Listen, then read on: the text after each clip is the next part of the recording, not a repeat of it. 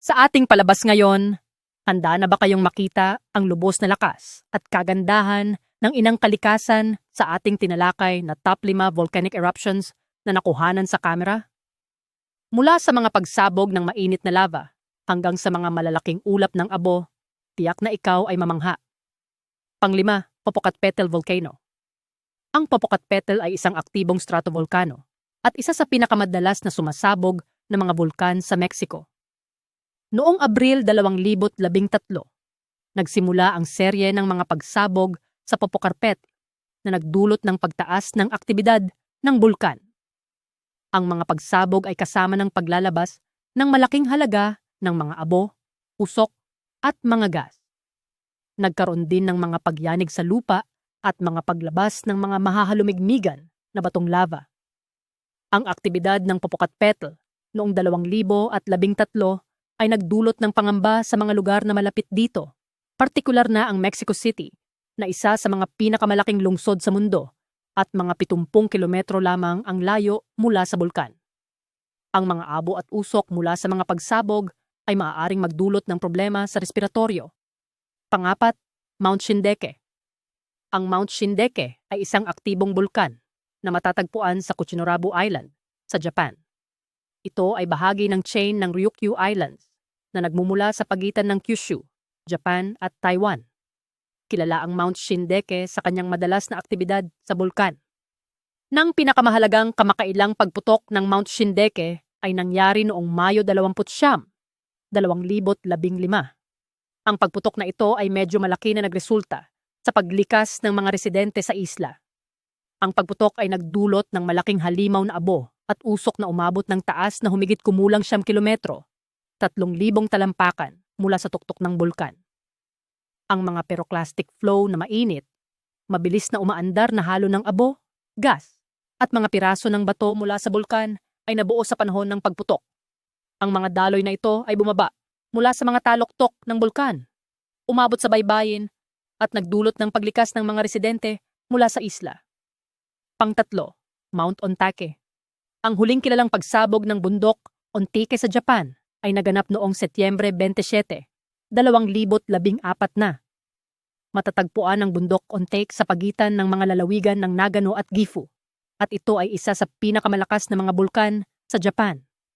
Ang pagsabog noong 2014 na ay isang phreatic eruption na dulot ng pag-ugnay ng groundwater at magma.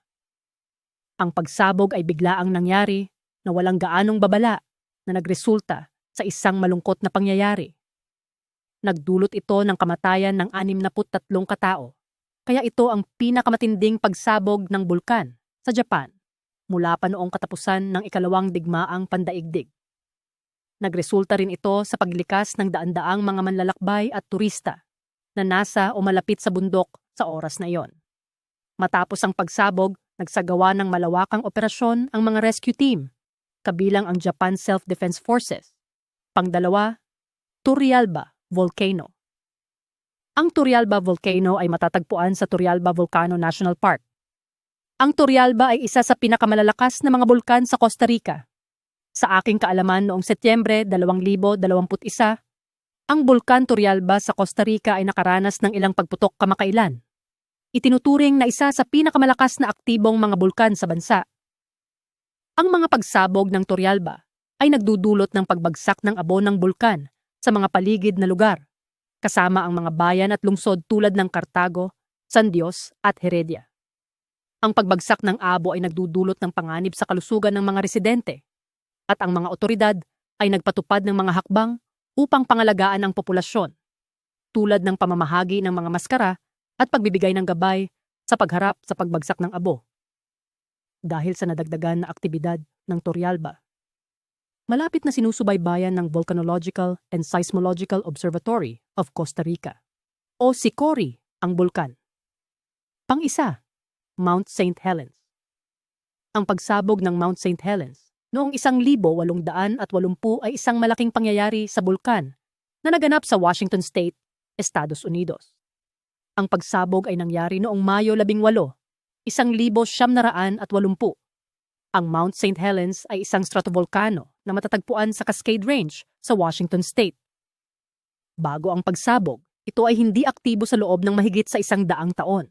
Ang lateral blast mula sa pagsabog ay umabot sa bilis na hanggang 600 at 70 milya bawat oras, 1,080 kilometro bawat oras. At sumalakay sa kalupaan ng humigit kumulang sa 230 square miles, 600 square kilometers. Ang blast ay nagwasak sa kabubatan, nagpantay ng mga puno, at nagdulot ng malaking pinsala sa daanang ito. Ang init mula sa blast ay pumantay sa nibe at yelo na humantong sa pagkakabuo ng lahars na lalong nagdulot ng pinsala sa paligid na lugar.